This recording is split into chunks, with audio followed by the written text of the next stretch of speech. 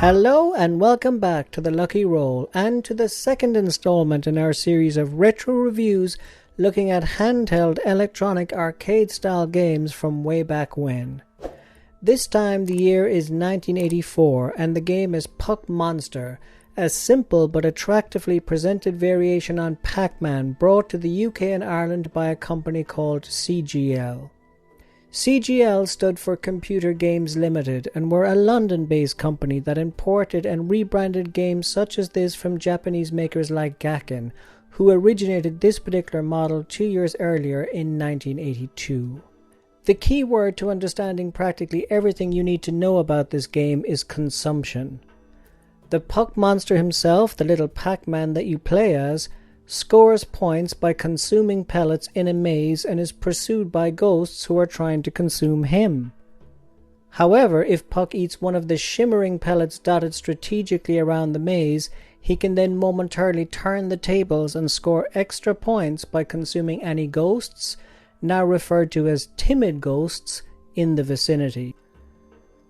A round ends when Puck consumes all the pellets in the maze, after which a new maze is formed and a new round commences. You get 3 pack lives only, which players must struggle to safeguard from the hungry ghosts, or it's game over. In essence then, it's an eat or be eaten kind of world in this game, true to the original Pac-Man concept. First generation players of this game in the mid-80s will tell you that the food analogy extends even further here, especially to their experience of trying to power this machine. It's as if the little Puck Monster inside consumed the actual batteries about as greedily as he did the pellets in the game. Owners were constantly running low on power and drawing fresh batteries to it, a testament to its addictive play and the hours some players were clocking up traversing the maze and pursuing the highest possible score they could reach. Indeed, it became an unintended feature of the gameplay itself that the battery life would start to run low just as you were on a record-breaking high-score run. Should disaster strike and the battery life give out at the crucial time, as indeed sometimes happened, you felt like flinging your beloved Puck Monster machine with force and with extreme prejudice against the nearest brick wall. Visually, this game is a treat. It boasts a 3-color outline neon design which I always felt was more detailed and characterful than the original arcade Pac-Man. As you can see though, Puck Monster himself does appear a little glum here, with his sad face frown, a feature which I attribute to the bellyache he invariably has from all the pellet and battery consumption that he's doing. You'd be sad too if you ate that much that often and were chased around all day by ravenous, unfriendly ghosts. The game's music is catchy annoying and is pretty much of its day, but the sound effects, particularly the moving and eating sounds generated by Puck as he speeds through the maze, stick in the player's mind long after you put the game away.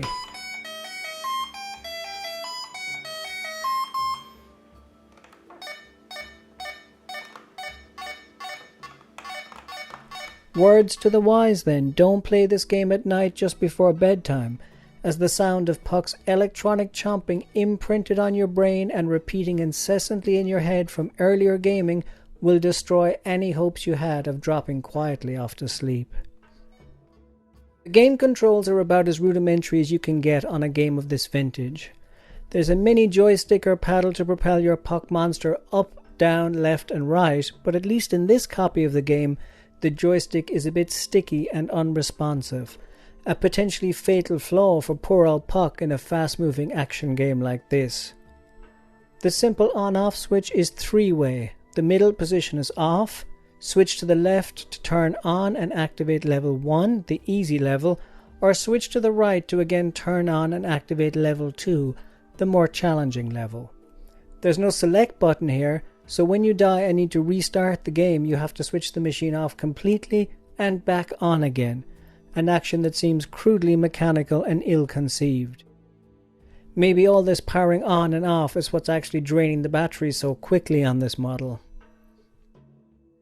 Gameplay-wise, this is simple, addictive, exhilarating and at times exasperating fun. The maze changes shape per round and the ghosts get faster and meaner as you progress, but what you see here is essentially what you get round by round. The more you play, the better you become at this game, of course, but luck does seem to play a small role here too. You just seem to fare better some rounds than others, and split-second choices that a player makes regarding tactics or movement will pay off in one game, but fail spectacularly in the next. The difference between the two difficulty levels isn't as pronounced as I anticipated either.